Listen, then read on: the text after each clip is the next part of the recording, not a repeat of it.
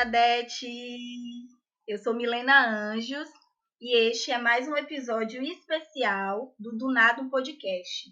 Hoje nós falaremos sobre um assunto muito importante e pertinente, que é o direito à cidade. E eu não estou sozinha aqui para falar sobre esse tema. Eu estou com Lorena Cerqueira. Lore, por favor, pode se apresentar. Olá, eu sou Lorena Cerqueira, sou professora de Geografia. Atualmente estou como estudante da especialização em Educação, Cultura e Diversidade pela Universidade Federal do Recôncavo da Bahia. Eu sou uma mulher negra, nascida no subúrbio ferroviário de Salvador, uma ativista do movimento de mulheres negras, né?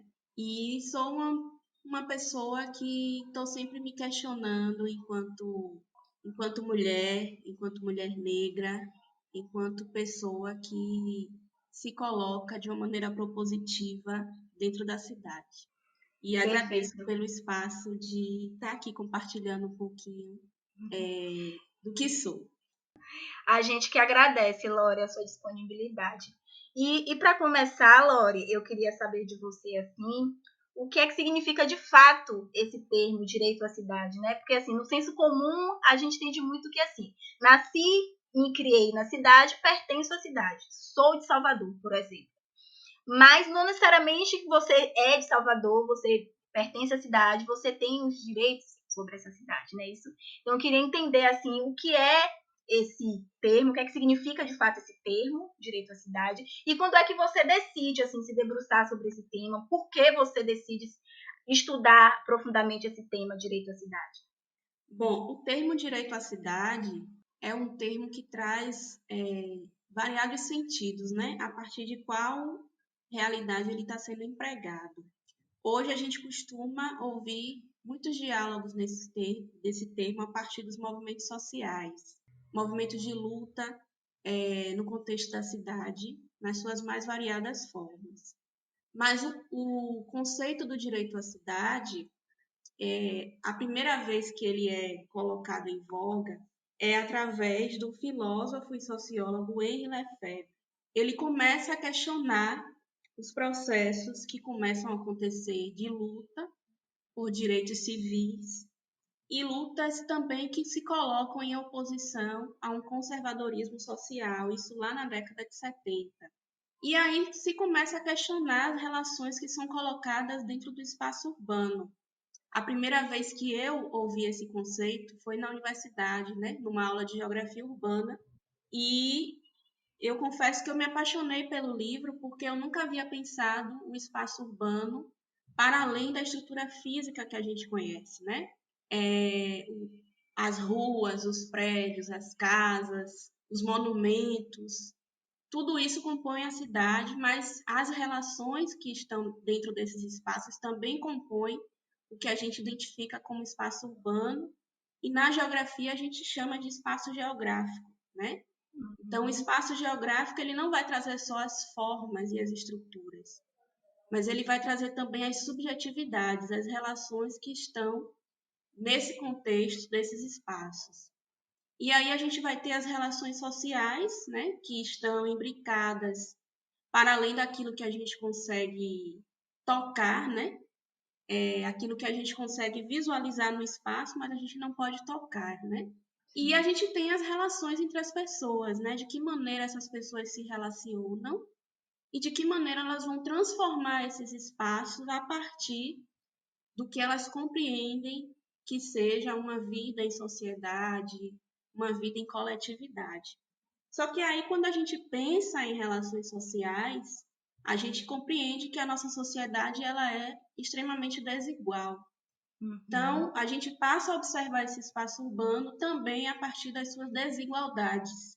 Eu sempre costumo brincar com os amigos que depois que a gente passa a ter essa outra visão sobre a cidade, a gente nunca consegue sair de casa sem problematizar algo. Eu imagino. Porque todos os espaços que a gente visualiza, por mais que eles pareçam democráticos, eles vão trazer imbricados ali algum processo de desigualdade. Seja ela uma desigualdade de raça, de gênero, de orientação sexual, dentre outros processos. Sim, Então, a entendi. partir disso, eu vou ter contato com esse tema nessa aula, né? Nesses estudos de geografia urbana, mas também nesses estudos eu vou começar a questionar essa visão de cidade, que é uma visão muito uniforme, né? Como se todas as pessoas fossem iguais, como se todas as pessoas Uhum. estivessem sujeitas aos mesmos processos, vivessem nas mesmas casas, andassem nas mesmas avenidas. E a partir daí eu começo a me questionar, enquanto estudante que morava na periferia, que passava por todo um processo para chegar na universidade, né, para conseguir romper mesmo com essa estrutura de desigualdade. E é aí que eu começo a estudar de fato, a me concentrar na geografia urbana e entender mais sobre esse conceito de direito à cidade. Perfeito. Porque é isso, né? É importante a gente pensar que a construção de uma cidade, ela é sobretudo uma construção política, né? Não Isso. é aleatoriamente que a cidade é construída, né? Enfim. Então, querendo ou não, quando a gente parte dessa ideia de que a construção de uma cidade ela é uma construção, sobretudo uma construção política, é isso, é você viver numa cidade sem conseguir não problematizar, sabe? Tipo, você não consegue mais não problematizar as Exatamente. formas de viver dessa cidade, sabe? Principalmente Salvador, que é uma cidade que é muito construída nesse processo de cidade turística, né? Salvador é muito vista em todos os lugares como essa cidade turística, essa cidade alegre, essa cidade onde todo mundo é feliz e que todo mundo maravilhoso. E isso que você falou, né? Que a cidade é também é subjetivo, né? Sim, Então, as pessoas que vivem nela têm suas subjetividades, não é todo mundo igual. Salvador não é só essa cidade turística, Salvador também tem as suas questões, tem os seus problemas, como todas as outras cidades. Então é isso, sobre isso que a gente vai se debruçar aqui nesse episódio, assim, que a gente vai isso. falar aqui nesse episódio sobre todas essas problemáticas dessa cidade, né? Que vai desaguar nesse direito à cidade. É interessante a gente pensar que Salvador, ela vende essa imagem turística, né? Uma imagem de diversidade, uma imagem de acolhimento às diferenças, Uhum. uma imagem que convive bem com as suas questões étnicas, né? Políticas, sociais. E, na verdade, para quem vive aqui, a gente vive um processo contrário. Né? A gente percebe que é uma cidade que se prepara e se estrutura e se preocupa em receber muito bem quem é de fora, né? A partir Uhum. desse discurso de felicidade, esse discurso de belezas estonteantes, né? E esquece de oferecer essa mesma estrutura, esse mesmo acolhimento para quem vive nessa cidade. E aí Sim. a gente observa, é, dentro desses processos, as próprias ações institucionais, como você falou, né? Uhum. Construção do espaço urbano, reprodução do espaço urbano é político, tudo é político dentro da cidade. E é importante a gente reforçar que essa política nem sempre é a política partidária, mas também é a Isso. política partidária, né? Porque quem Uhum. está nesses espaços de poder é quem delimita as ações sobre o nosso cotidiano. E aí a gente acaba se percebendo enquanto sujeitos políticos dentro desse espaço. Então, quais são as ações que a gente reproduz no nosso cotidiano que contribuem para que a gente cada vez menos tenha acesso a essa cidade de uma maneira igualitária e também a gente acaba, de alguma maneira, cerceando os direitos também de outras pessoas, né? Então, essas Sim. pequenas violências cotidianas que a gente passa, ou que a gente reproduz, elas também compõem essa ideia de construção da cidade. Tem um conceito que Milton Santos usa, que é o conceito da intencionalidade, né? Entre a Uhum. ação e o objeto existe uma intencionalidade. E esse processo de intencionalidade ele é totalmente político. Os agentes hegemônicos que constroem os espaços da cidade, que pensam, que estruturam, eles vão estar sempre agindo de uma maneira a ter benefício próprio, de uma maneira individualista, que compõe a estrutura que a gente conhece do sistema capitalista, em detrimento da massa da população que fica à mercê dessas decisões. Sim. E é muito engraçado, não é a palavra de forma nenhuma, isso não é engraçado, não, mas assim, é interessante como isso influencia a forma como as pessoas se relacionam com a cidade, principalmente as pessoas que moram nos lugares ditos às margens, né? É muito engraçado que, assim, eu tenho algumas pessoas, né, que eu convivo, né, que moram no subúrbio ferroviário, e algumas pessoas ainda que vivem lá ainda dizem assim, quando vem para o centro da cidade, diz, eu vou hoje na cidade. É muito comum isso, como se eles não pertencessem à cidade de Salvador, como o centro da cidade não fosse parte também, sabe? Como se a cidade não fosse uma coisa só. E como isso já está imbricado na pessoa, né? Está entranhado, assim, mesmo que a gente entenda que é tudo uma construção política, mas nem sempre a gente compreende dessa forma, mas como isso está entranhado na gente, mesmo se a gente perceber como esse não pertencer à cidade tem a ver com esse processo de construção política da cidade, sabe? Como você não se sentir pertencente a um lugar, sabe? Eu vou à cidade, eu moro aqui, eu faço parte da cidade de Salvador, eu sou ferroviário, é praticamente onde Salvador nasceu, mas as pessoas não sentem que aquele lugar faz parte da cidade. Exatamente. E é um processo que, assim, ele é institucionalizado, né? Porque, por exemplo, na nossa formação, enquanto professores, em geografia, nesse caso, a gente não faz essa diferenciação espacial, por exemplo, a partir de um contexto racial. A gente compreende que existe uma diferenciação espacial, existe uma segregação espacial a partir de questões sociais que estão postas, né? É tanto que eu costumo dizer, existem vários processos de segregação, mas que se resumem a um só, que é o processo de segregação racial do espaço, né? Quando a gente discute segregação espacial apenas, a gente está falando de classe, né?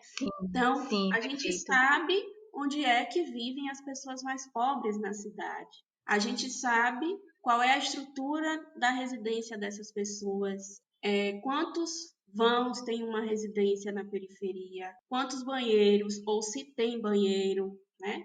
Quantos equipamentos eletrônicos.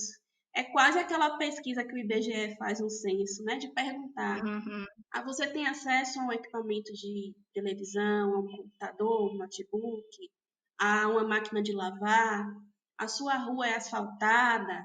Você tem acesso a um esgotamento sanitário? Então, tudo isso compõe o que a gente fala de segregação espacial, porque quando a gente vai fazer essa pesquisa num bairro considerado nobre ou num bairro um pouquinho mais estruturado, a gente sabe que as respostas vão ser diferentes. Mas aí a gente começa a pensar para além da estrutura, né?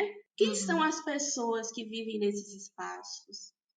Existe uma diferenciação racial, né? E aí a gente utiliza sempre como padrão o próprio padrão estabelecido pelo IBGE, né? De classificação de cor e raça. E a gente vai perceber que existe sim um critério de segregação espacial a partir da raça. E é aí que eu faço esse diálogo entre Lefebvre e Lélia Gonzalez, porque eu começo a pesquisar sobre divisão, segregação espacial, a princípio no próprio subúrbio, né?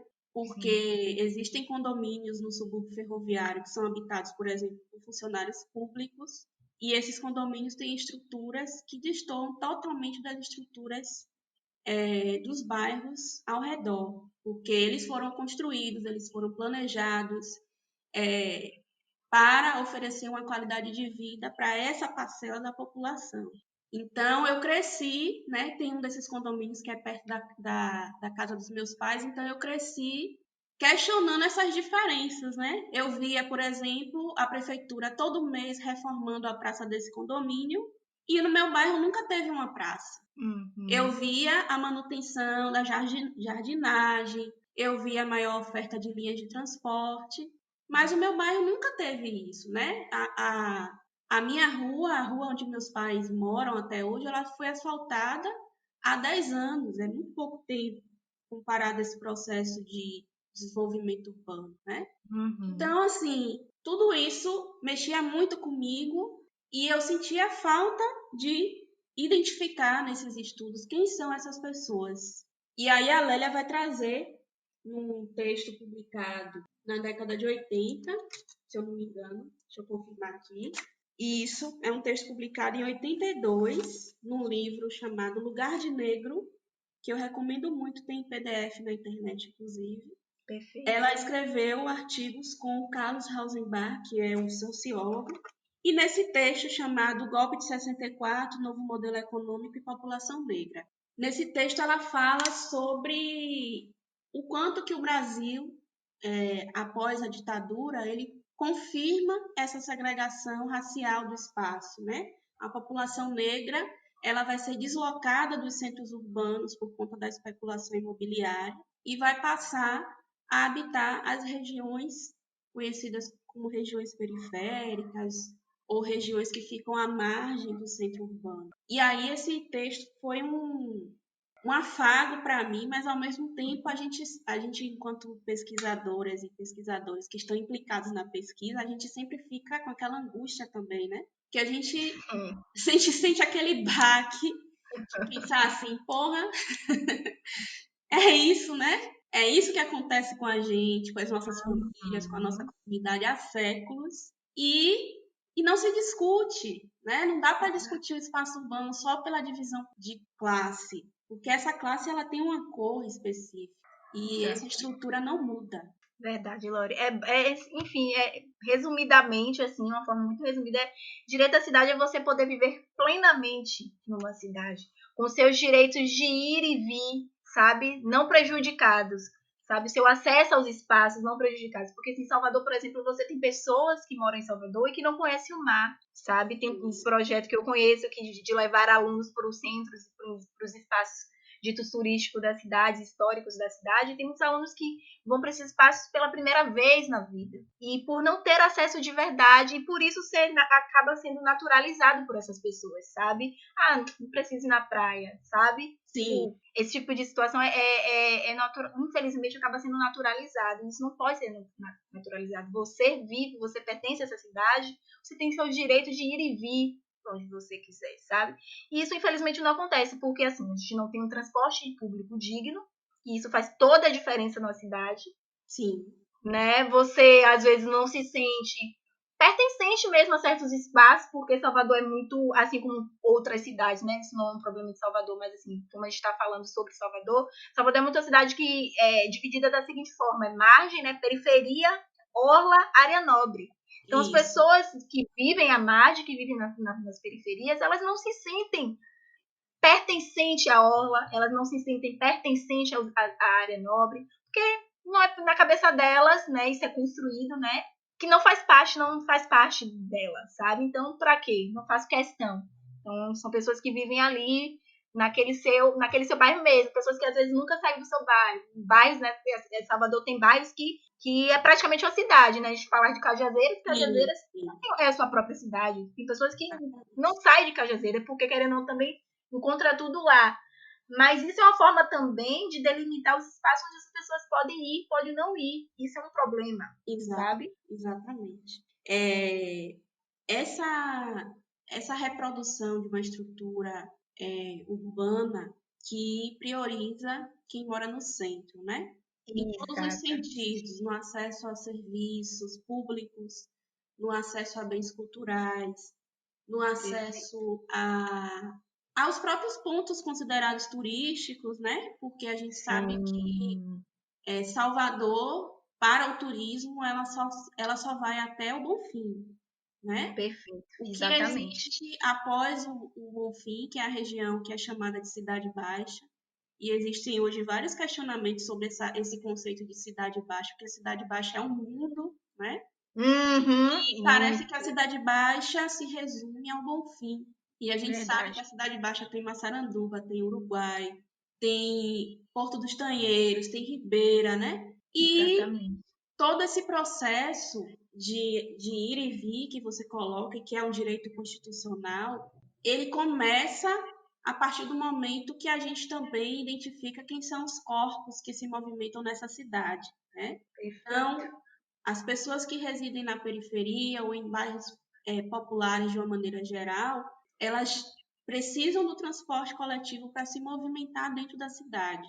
E aí a gente tem O primeiro impedimento, que é o impedimento financeiro, né? Que a gente está hoje com a passagem de R$ 4,20, que é um Sim, absurdo, porque você sim. precisa de R$ 8,40 no mínimo para você ir e vir de algum lugar. Uhum. E por mais que a gente tenha esse processo de integração, a gente sabe que ele não serve para todo mundo, porque os intervalos de tempo entre a integração nem sempre dá tempo de você pegar o seu ônibus, do espaço de tempo que você precisa se deslocar, né, de um ponto da cidade para outro. Então, a tarifa de ônibus, ela um processo de cerceamento de direito, porque se você não tiver dinheiro, você não sai de casa. Uhum. Então, é uma afronta ao próprio direito à cidade, né? É Exatamente. por isso que existem vários coletivos em todo o Brasil que apontam a necessidade de a gente ter a tarifa zero, mesmo que se estabeleçam critérios,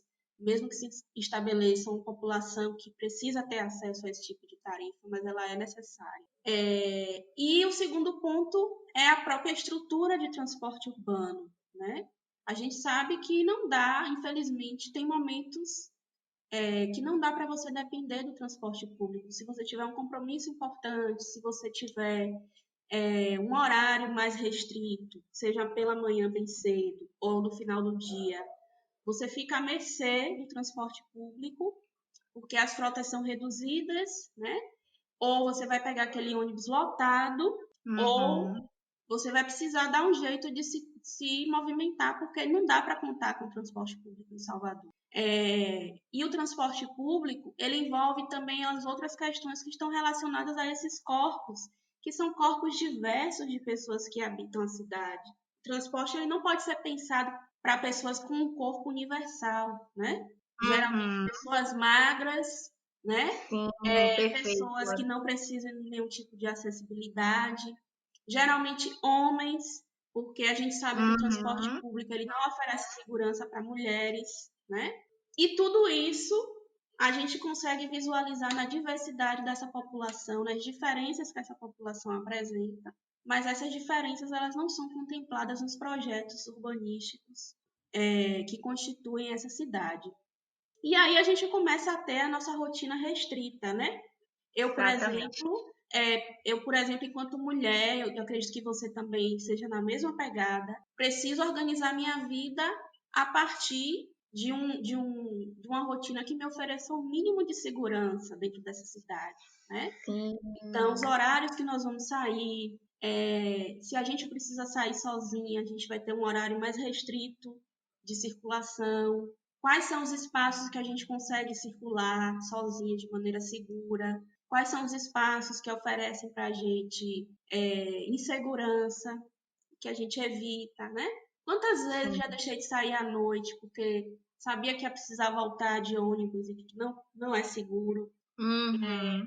Quantas vezes por exemplo, sou uma pessoa que gosta muito de caminhar à noite. Eu adoro sair à noite, né? Uma fase do dia assim que eu me sinto super contemplada, gosto, acho muito gostoso sair à Uhum. noite, caminhar, olhar a cidade sob uma outra perspectiva. Mas não me sinto segura de fazer isso. Em Uhum. alguns momentos me arrisco, confesso, né? Contando com a proteção de Deus e dos orixás, mas sei que estou correndo risco. Sim. E aí a gente tem um acesso restrito. Se você mora na periferia, você tem linhas de ônibus que são restritas. Então, para você fazer um deslocamento maior, você vai precisar de mais dinheiro. Então, a cidade, ela é o tempo inteiro mercantilizada. Uhum. Se você não tem dinheiro, você não tem acesso, né? Os bens culturais, a mesma coisa. Hoje em dia, assim, dentro do Pelourinho, por exemplo, a gente conta no dedo os museus que são gratuitos, Real. mas a maioria exige um pagamento. Então, se você não tem acesso a esse patrimônio, que deveria ser um patrimônio público, né? Sim. Ao mesmo tempo que a gente pensa nos projetos, nos editais de cultura, nos pontos de cultura que são construídos pelo Estado, pela Prefeitura, e que não priorizam as periferias. Uhum. E aí não contemplam os processos que já acontecem em diversos bairros periféricos e que precisam desse investimento público para se manter, para se estruturar, para crescer e alcançar ainda mais pessoas, mas tudo isso fica muito restrito aos bairros centrais ou aos bairros nobres. Sim, você falou aí sobre esses equipamentos, né, culturais do Pelourinho, que muitos, né, não são gratuitos. Eu trago ainda uma outra questão, como a maioria desses equipamentos estão concentrados na área central. Sim. O Sotero Pobretano fez, eu não lembro exatamente quando, ele fez uma matéria falando ele contou, né, quantos equipamentos, falando de museus, teatros, enfim, tem entre a Barra e o Pelourinho, que é basicamente uns 5 quilômetros ou 6 quilômetros da Barra Pelourinho. Sim. Tem mais de 30 equipamentos culturais. Sim. Mais de 30 equipamentos culturais concentrados em 5 quilômetros, sabe? E aí você vê a dimensão dessa cidade, você vai olhar para outros espaços dessa cidade e você não vê isso, vê como tudo está concentrado no centro, né? Como as pessoas que moram próximo ao centro estão privilegiadas nesse sentido, né? Falando de cultura em si. E esse lance do transporte público, como ele é, assim, velho, fator primário, assim, nessa questão de relação com a cidade. Falando dessa questão cultural ainda, tem um sarau chamado Sarau da Onça, que acontece em Sussuarana, que eu sempre tive muita vontade de ir. Mas, cara, não tem. O sarau, se não me engano, começa às 9. Tipo, eu não tenho ônibus para ir no Sarau da Onça. E não tenho condições de ir e de voltar de Uber da federação para o Sarau da Onça, sabe? Sim. Você tem que reservar uma grana para você assistir o sarau. Um sarau que é muito foda, que é gratuito, que é aberto, mas a cidade não me permite ir até lá, sabe? E assim, falando eu, querendo ou não, sou uma pessoa privilegiada, tenho trabalho e tudo mais, eu fico pensando em outras pessoas que não têm certos privilégios que eu tenho, sabe, Lore? Que, enfim, aquela grana que recebe é a grana para necessidades básicas. Essa galera de fato não vive a cidade, sabe? Exatamente. E é muito surreal como a gente precisa escolher, sabe? Hoje, por exemplo, se eu quiser decidir ir no Sarau da Onça, eu tenho que reservar uma grana ali do Uber para ir para vir. Velho, isso é muito justo. Isso. Sabe? Isso é e muito provavelmente justo. vai ser o único evento cultural que você vai no mês. Exatamente. E pronto. Exatamente. É muito surreal, assim. E trazendo um pouco para esse momento da pandemia, Laura, assim, porque, enfim, né, a gente está vivendo nesse caos e a relação com a cidade piora, né? A gente não está meio que vivendo a cidade, a gente, assim, boa parte da população tá, né? Porque são pessoas que precisam ainda trabalhar, são as pessoas, né, que estão ali na linha de frente para que a gente possa ficar em casa, mas essa questão de ônibus ainda, como isso é insano, né? A gente está, assim, partindo para uma flexibilização já, o comércio já abrindo e tudo mais, e a gente continua com a frota de ônibus reduzida. Enfim, queria que você falasse um pouco sobre esse processo, né, da pandemia e nesse momento agora que a gente está vivendo da flexibilização também. A pandemia, ela escancarou, ela tirou a vida de muitas pessoas que ainda viviam numa ilusão de uma sociedade igualitária, de uma igualdade racial, né? Aquele velho conceito de igualdade racial, somos todos iguais, tananana. Eu vi muita gente a primeira vez questionando os seus próprios privilégios, né? Ainda que não desenvolvesse nada a partir disso, mas as pessoas começaram a perceber o quanto que esses processos de desigualdade eles estão presentes no nosso cotidiano, mas por vezes a gente não tem a sensibilidade de enxergar. Sim. E aí eu lembro que no início, logo lá em março, quando a gente teve esse boom, né, de todo mundo se protegendo e fique em casa e tananã, começou a surgir essa procura maior por entrega de delivery. E eu acho que esse processo foi assim fantástico, e eu digo fantástico não que seja bom, mas fantástico para a gente analisar mais uma vez o acesso a certas pessoas, né? A determinados bens, a determinados serviços de quem podia ficar em casa, de fato, e aquelas pessoas que de alguma forma tiveram suas vidas impactadas tiveram que se movimentar para dar conta do recado, né? Então a gente viu muita gente, claro, adotou o isolamento social. Eu me sinto uma pessoa privilegiada por ter conseguido até agora trabalhar de casa, né? Porque as escolas ainda não abriram totalmente. Mas também foi um período muito angustiante, porque a gente sabia que os ônibus eles continuavam rodando, então você tem pessoas, trabalhadores ali, colocando sua vida em risco para minimamente a gente exercesse o processo de ir e vir, né? Claro que não era um ir e vir qualquer, eram pessoas que estavam se deslocando ali para trabalhar, mas para quem não saiu de casa, alguém estava dando estrutura para que você ficasse em casa, né? Se você estava em isolamento total, então se você precisa de supermercado, alguém estava levando supermercado para você, alguém estava levando comida para você, alguém ia oferecer um serviço de limpeza de casa. Hoje eu estava observando, hoje eu fui ali no bairro do Canela, no Bom Preço, e observando que haviam muitas mulheres negras, provavelmente trabalhadoras domésticas, com listas imensas de compras, né? Meu Deus. E aí é aquela coisa, não dá para sair de casa sem problematizar.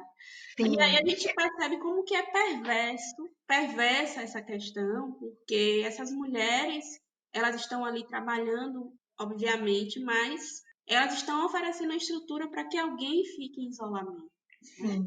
Então, pensar nesse contexto da pandemia é pensar a reafirmação dessas desigualdades. Eu lembro que a gente questionava muito os bairros populares, né? Ah, porque as pessoas estão fazendo festa, as pessoas estão fazendo paredão, mas a gente não vê a divulgação, pelo menos tão maciça, de eventos que continuaram acontecendo em bairros nobres da cidade, né? A gente não vê um questionamento tão ferrenho da população privilegiada de Salvador, que fez festa em clube, que fez casamento na graça, né? Que fez, né? Que estava fazendo baladinha dentro de apartamento nos bairros nobres de Salvador. E a gente não via isso na TV, mas os paredões, né? As festas da juventude negra, elas estavam todos os dias no Jornal da Manhã, sendo questionadas e sendo combatidas pela polícia da maneira que a gente já sabe como é. E pessoas essas, Lores, que estavam de segunda a sexta pegando ônibus lotado para ir trabalhar, para fazer essas cidades, para movimentar essa cidade, fazer com que as pessoas que continuam em casa, né, tendo o privilégio de ficar em casa, fiquem, permaneçam em casa, sabe? Esse tipo de... Óbvio que a gente aqui não está dizendo para as pessoas vão mesmo, saiam, façam suas festas. Sim. Não é sobre isso. Mas como isso é relativizado quando a gente se fala da população negra, né? Como ninguém questiona isso, como ninguém questiona o fato da... Eu tô aqui batendo nisso, mas porque eu tô muito puta com esse lance da frota de ônibus reduzida nesse momento da cidade, nesse momento que a gente tá vivendo. Como ninguém questiona isso, como isso não tá na pauta de discussão de ninguém, é sempre o paredão, é sempre a festa, é sempre, sabe? Não discute o que é que essas pessoas estão passando de segunda a sexta, para elas estarem ali no fim de semana fazendo aquilo, sabe? É porque o nosso direito ao descanso, ele parece ser um privilégio. Isso. Né? O nosso direito ao descanso, ao lazer, ao próprio acesso à cultura, para nós, enquanto população negra, parece ser um privilégio. Eu lembro que eu trabalhei no Museu do Pelourinho e quando eu recebia visitantes brancos, eles olhavam para mim com um olhar que era assim: que bom que você tem esse emprego, sabe? Algumas pessoas chegavam a me dizer isso. Olha, você trabalha aqui, que legal. Como é que faz para trabalhar aqui? Porque eles achavam que era uma coisa assim de outro mundo. Acho que eles olhavam para mim, poxa, essa negrinha deve morar na favela e tá trabalhando aqui no museu, sabe? E venceu na vida, né? parecia um privilégio, né? Parecia uma coisa assim de outro mundo. E eu ficava pensando assim, oh, se você soubesse. Sabe? Porque tudo pra gente parece um privilégio e as pessoas se admiravam porque eu tinha um discurso alinhado, uma boa oratória, e eu ouvia comentários assim muito ilógicos, E eu percebia que aquele processo era um processo de desumanização, que as pessoas não esperam que nós sejamos pessoas competentes, pessoas inteligentes, bem articuladas, né? Exato. E isso constitui também esse processo de direito à cidade, porque os nossos corpos, eles são identificados, eles são racializados o tempo inteiro, mesmo que nós sejamos pessoas bem-sucedidas, mesmo que nós morássemos em bairros nobres, o racismo ele estará presente em nossas vidas, né? Sim. E aí é interessante também pensar esses processos da pandemia a partir desse contexto do descanso, né? Eu lembro Uhum. que a gente não está acostumada a home office. Home office para a gente é um luxo. Total. É um luxo. Eu lembro que no início eu ficava assim: o que é que eu posso fazer agora? O que é que eu vou fazer agora?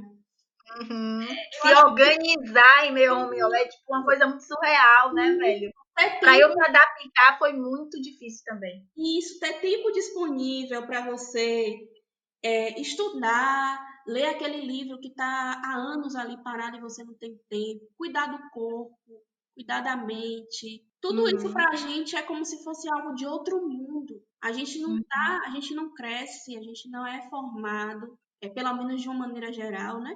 Claro que existem Uhum. exceções, mas a gente não é Sim. formado nessa perspectiva de que nós somos pessoas que merecemos o tempo do descanso também. A gente está o tempo inteiro naquele processo acelerado de trabalho, porque a gente precisa trabalhar para viver, para sobreviver. Exato. E aí essa pandemia ela trouxe também esse processo. Eu tenho pessoas próximas, né, que ficaram em casa e que quase adoeceram mesmo, porque Uhum. esse tempo de descanso para nós, isso é uma herança escravocrata também, né? Esse tempo de descanso para nós nunca existiu. Sim. Ou até substituir o descanso, esse tempo de pausa, porque a gente não fica parado, né? Essa Uhum. pausa no trabalho, ela nunca existiu para nós. Então, acho que foi um momento de refazimento também em todos os sentidos. E essas questões de desigualdade, elas vieram à tona, para além disso que a gente discutiu, né, da Constituição Urbana em si, também nesse processo de propagação do vírus, né? Hoje a gente Sim. sabe pelos índices que a maioria da população que veio a óbito foi uma população negra. Também as perspectivas de contágio foram maiores para a população negra. E, infelizmente, esse processo de retomada das atividades sem perspectiva de uma vacina e sem saber se de fato esses dados que estão sendo divulgados são reais ou estão sendo amenizados por conta do processo da eleição, né? Que eu também tenho minhas desconfianças Uhum. especulativas. Então a gente não sabe como é que está a coisa de fato. E a gente volta às nossas atividades, mas sabemos que quem continua correndo risco somos nós, infelizmente. Exatamente, exatamente. E esses números só revelam isso, né? Que são justamente essas pessoas que estão fazendo a cidade rodar, que estão fazendo a cidade girar, né? Enquanto algumas pessoas têm o privilégio de estar em casa, né? São as Sim, pessoas que menos têm direito à cidade, são as pessoas que têm menos direito a viver, são as pessoas que vão morrer porque elas não têm acesso à saúde, sabe? Elas não têm acesso a leitos imediatos, sabe? São pessoas que vão ter que ficar aguardando. São justamente essas pessoas que estão movimentando a cidade, sabe? E é muito insano isso, velho. É muito injusto e a gente tem que começar seriamente a pensar sobre isso, como isso afeta a nossa vida diretamente, como isso afeta a nossa forma de viver diretamente, sabe? e Enfim. o quanto me esse discurso de voltar à rotina é um discurso que está sendo propagado pelas elites, né? Os grandes empresários, Aham. né? Porque assim, os grandes empresários, as pessoas que têm condições de se manter em isolamento, elas vão se manter em isolamento. Elas vão no Uhum. final de semana, vão para a ilha, vão para a linha verde, vão se fechar em seus condomínios, vão manter, porque assim, essas pessoas sempre souberam o que é lazer, sempre souberam o que era pausa, o que era descanso, né? E para Uhum. elas muda pouca coisa, porque elas têm quem faça esse serviço, quem dê conta dessas demandas diárias para elas. Uhum. Mas se a gente assimila esse discurso de tudo está voltando à normalidade, isso só prejudica a nós mesmos enquanto comunidade, sabe? Porque aí a gente assimila esse discurso, aí hoje a gente começa a sair para trabalhar, daqui a pouco a gente já vai querer sair para fazer alguma coisa, porque de fato o nosso lazer, ele é externo, né? Ele não é doméstico, o nosso lazer é na rua, é na comunidade, Uhum. é com a família, é Sim, com os vizinhos, é sim, uma outra sim, constituição social. sim. E daqui a pouco a gente já para de usar máscara, porque é um saco usar máscara, ninguém aguenta mais usar máscara. Aham. E o vírus ele continua se proliferando. Então, esse discurso de Exatamente. novo normal, ele também tem uma intencionalidade. Ele não é um discurso assim, haribu, de paz, Uhum. Uhum. sabe? Positividade, novo normal, vai dar tudo certo. Combina sua máscara com seu biquíni, vamos pra praia. Não, sabe? Ele serve Sim, a alguém esse discurso. Ele não apolítico, né? sim, sim, Laura. Total. E falando, você citou eleições, para a gente já ir finalizando, é, quando a gente começou, né, estava falando com você que como a gente não vê como pauta né, da maioria dos candidatos essa questão do direito à cidade, né? A gente não vê, e não só nessa campanha, como em diversas outras, a gente não vê ninguém discutindo sobre isso. E eu queria entender, assim, o porquê, né? A gente meio que sabe o porquê, mas enfim. Sim, Mas do quanto é importante nós, eleitores, ficarmos atentos a isso, né? A gente está se aproximando das eleições, como é importante a gente buscar os candidatos que estejam discutindo sobre isso, porque, né, como vocês ouviram aqui nesse episódio, a importância que é você saber dos seus direitos e você saber usufruir da cidade que você pertence, que você vive, né? Enfim, queria que você falasse um pouco sobre isso, assim, a importância dessa pauta nas candidaturas aí, que infelizmente a gente pouco vê. perfeito. As candidaturas, de uma maneira geral, eu também tenho acompanhado muito pouco, Uhum. mas eu assisti o último debate da TVE no sábado passado, Sim. e de fato você ouve assim, temáticas que estão relacionadas com o direito à cidade, mas de uma maneira ainda muito superficial, né? Eu Uhum. destaco dois candidatos, como o Wilton, que é um candidato que sempre está pautando o direito à cidade, Uhum. e a Olivia, que fala muito sobre a existência, né, de mulheres negras dentro do espaço urbano. E uma das pautas que ela traz muito é a questão do acesso à creche, que para mulheres negras e periféricas faz total diferença. Mas a Uhum. gente vê que o processo político, de uma maneira geral, quando pensa no direito à cidade, ainda trata o direito à cidade como uma pauta muito técnica, sabe?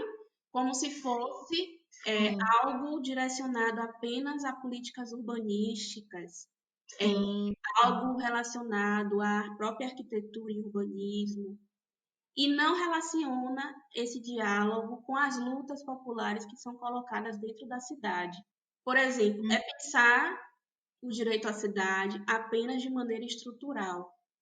É pensar em oferecer moradia, é pensar em oferecer acesso ao esgotamento sanitário, a uma rede de esgotamento sanitário, é pensar no transporte, é pensar na saúde, enfim. Claro que isso tudo é muito importante, mas é Uhum. preciso pensar nas subjetividades que estão postas também, porque a gente sabe que a cidade em si, na sua composição, ela reproduz relações de desigualdade. Quando eu falo de reproduzir relações, eu falo da maneira que nós nos deslocamos na cidade e sentimos essas desigualdades. Então, por exemplo, eu posso construir um condomínio como a prefeitura reformou lá em Piripiri, a Uhum. antiga ocupação Guerreira Zeferina, né? Transformou Sim. num condomínio belíssimo, inclusive, né? Beira-mar, muito bonita a estrutura, certo?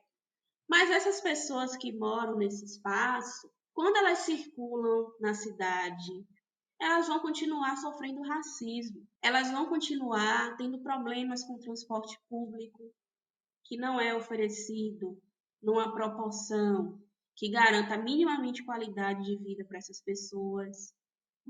Elas vão continuar sendo seguidas quando forem ao shopping, ao supermercado, a outras lojas, porque o processo de desigualdade ele está imbricado na nossa sociedade, né? As mulheres elas continuarão sendo assediadas. Nós continuaremos com nossos direitos restritos de acesso à cidade por medo de sermos assediadas ou sermos estupradas. A população LGBTQI continuará sendo vítima de violência, né? Então, assim, pensar no direito à cidade precisa estar para além dessa estrutura. E é por isso que quando a gente for escolher os nossos candidatos e candidatas, a gente precisa pensar qual é o discurso desse candidato, qual o alinhamento político desse candidato, quais são as pautas que ele apresenta, porque às vezes na própria campanha a gente identifica as pautas desse candidato e vê que não se alinha em nada com aquilo que a gente defende. Né? E eu acho importante ressaltar também que a gente precisa separar muito esse papo de representatividade e representação. Representação é uma coisa. Você ter vereadores e vereadoras negros e negras é maravilhoso. Mas muitas vezes essas pessoas reproduzem discursos e práticas de uma classe dominante. Perfeito, Lore. Então, assim, é preto, é preta, massa, sabe? A gente imagina todos os processos que essa pessoa deve ter sofrido na sua vida, simplesmente por ser negro ou ser negra. Mas essa pessoa também ela precisa passar por um processo de libertação mental. Sim. E também, querendo ou não, é fruto desse racismo que a gente vive, né? Isso. Claro que eu acredito que a gente não deve violentar essa pessoa, né, com o nosso discurso. Claro. Que a gente não pode reproduzir violência entre as nossas, mas a gente deve fazer uma escolha de acordo com o nosso alinhamento político. Perfeito. Então, quando a gente pensa no direito à cidade, a gente precisa questionar esses candidatos e candidatas. Por exemplo, existem processos que estão ecoando nesse momento na cidade que a gente não vê nos debates políticos. O processo de construção de uma rede de tratamento de esgoto na Lagoa do Abaeté. Ninguém fala sobre isso, né? O processo de LGBTfobia, que tem trazido cada vez mais casos na cidade de agressões, de violências explícitas, e a gente não vê isso nos debates. Né? A própria situação da pandemia é tratada de uma maneira muito pequena diante de todo o contexto mundial que a gente está vivendo. Sim. Então, isso serve para a gente ir alinhando a nossa decisão com aquilo que tem mais a ver com o que nós entendemos do que seja viver em Salvador e de qual estrutura que a gente precisa para viver numa cidade mais igualitária. Nossa, Lore. Perfeito. Meu Deus, que aula maravilhosa. Por mais educadores, sério, por mais educadores em sala de aulas, assim como vocês, que paute suas discussões dessa forma tão esclarecedoras, né? Então, enfim, eu amei. Enfim, tem algo mais que você queira falar, que a gente não falou, enfim. Eu queria sugerir 2 documentários, né? Tem um documentário Ori, que é da Beatriz Nascimento, que fala um pouco dessa relação de construção identitária no Brasil, né? Como é que a gente se percebe enquanto corpos negros que habitam esse país e quais são os processos que são pautados para nós enquanto população, enquanto organizações comunitárias e quilombos mesmo. E tem um documentário que fala dessa questão do direito à cidade, que é o Geografia das Desigualdades, que foi dirigido pela Day Rodrigues, e ela entrevista a Joyce Bert, que é arquiteta, urbanista, autora do livro... Ai, meu pai. Esqueci o título. Esqueci também o nome do livro de Joyce. Enfim, da coleção Feminismos Plurais, né? Sim. E elas falam desse processo de direito à cidade, e a Bert usa um termo chamado urbanismo daltônico, como se essas pessoas que constituem políticas urbanas, que estão presentes nos espaços de decisões políticas que interferem no nosso cotidiano, fossem daltônicas, né? Não enxergassem esses processos de desigualdade que estão pautados no espaço urbano. É isso. Eu agradeço muito pelo papo, foi maravilhoso. Nossa, eu que agradeço, Lore. Eu que agradeço. Nós do podcast que agradecem muito, assim. Foi maravilhoso, de verdade. De verdade. Muito obrigada, amiga. Então é isso, gente. A gente fica por aqui e até o próximo episódio. Um beijo. Beijo, Lore. Beijo, beijão. Tchau. Tchau.